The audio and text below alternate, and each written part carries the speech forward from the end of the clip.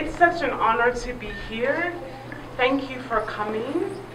My name is Uchechi Kalu, and when people ask me what it is that I do, discúlpame. Okay.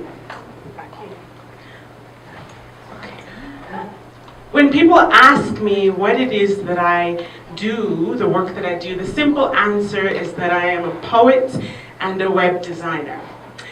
But what I often like to do is put that aside and tell them my mission, my impact. I'm on a mission to help as many people as possible find their voice, know that it matters, and use it and share it in a way that allows them to fully step into their purpose.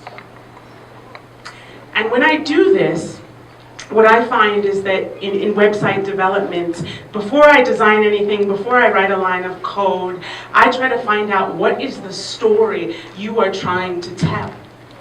And in order to tell your story, you have to discover what are the narratives, the stories that you have believed or subscribed to, whether they come from your family, or they come from your culture, or they come from your society. So allow me to tell you my story.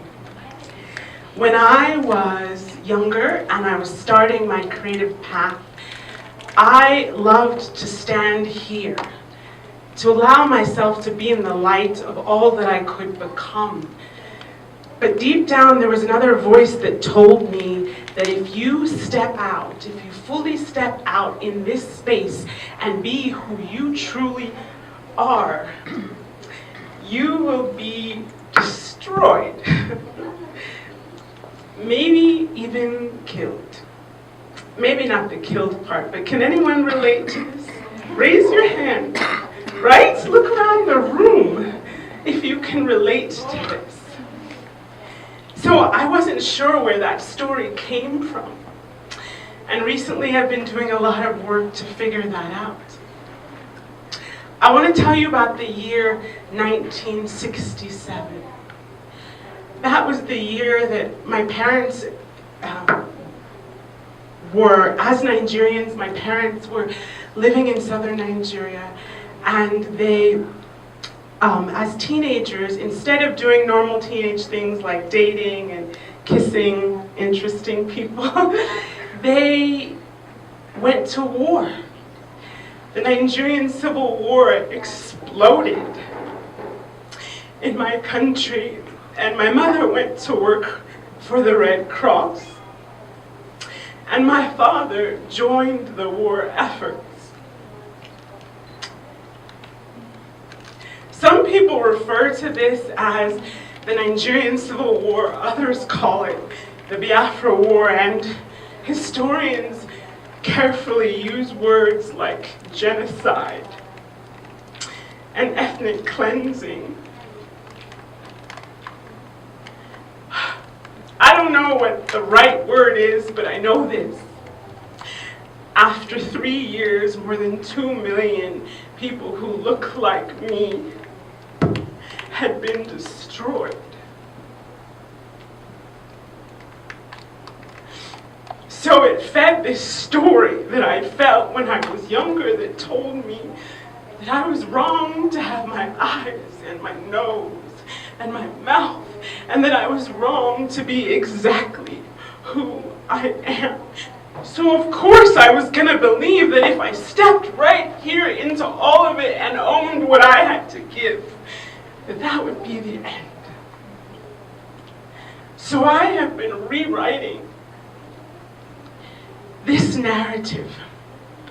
If our dreams are the visual representation of our imagination, what we believe is possible, then I would like to suggest that language and the narratives, the stories that go with those dreams are the linguistic representation, maybe even allies of our imagination.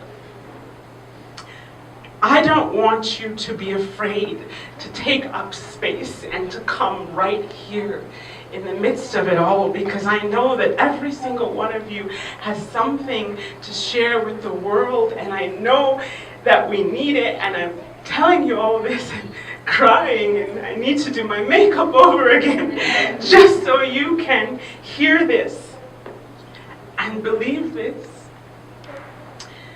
The writer James Baldwin says, if you don't know him, look him up, read everything he's written.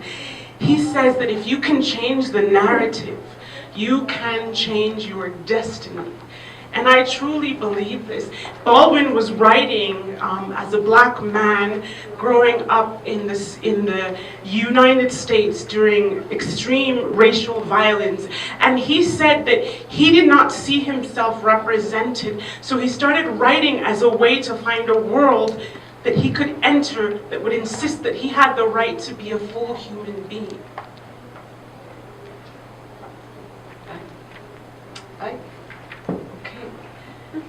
So instead of seeing your dreams as this movie that you're watching, and it's this far-off thing that's not attainable, accessible, I want to encourage you to see it still as possibly a film, but the one that you can enter and you can take up space in and you can collaborate with.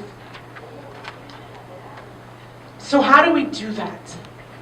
We first have to see language as an ally of our dreams, working in collaboration, working in coordination, knowing that what we imagine and the images that come with that are aligned with what we believe and the things that we say.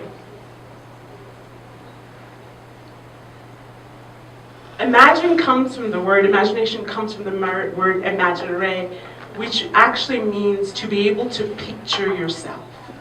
So I want you to imagine what would be possible in your life. How could you picture yourself if you stopped being afraid and you stopped subscribing to stories that told you that you had to be a certain way in order to fulfill your purpose?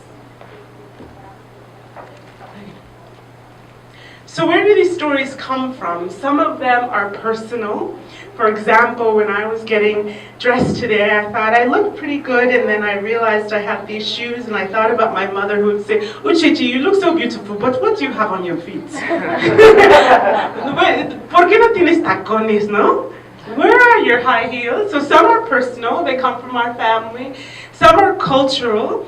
For so long I thought that my mother just wanted me to look very pretty as a woman, but I realized that she feels that so many people have such negative stereotypes of Africa, of Nigerians, and she feels that when I meet them, she wants them to have a good impression of who we are. And some of them are professional narratives. I'm going to put out a few and you can tell me if they resonate. You cannot be an artist and be successful. Can anyone relate to that? Or there are narratives that say you have to choose a side. You cannot be a poet and be a web designer. I believe there's actually a bridge that takes you from one to the other that allows you to step into your work more fully. And there are deep ancestral narratives, like the one I shared with you. They're deep in our bones, and sometimes we don't know where they come from. They tell us things like, you will be excommunicated or exiled if you do things this way, often as the black sheep. Or they tell us that's not how our family has done it. So what can we do instead? We see language as an ally, and we also can unsubscribe from narratives that no longer serve us.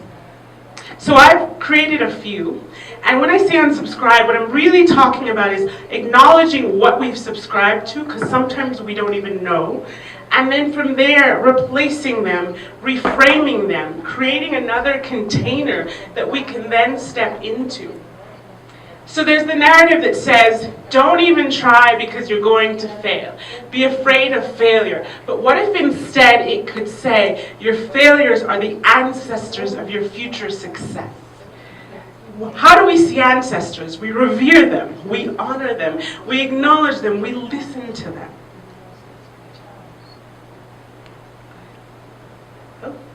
What if instead of focusing on perfection as this unattainable thing, We see perfection as good as it can be, which is the actual definition. It's okay.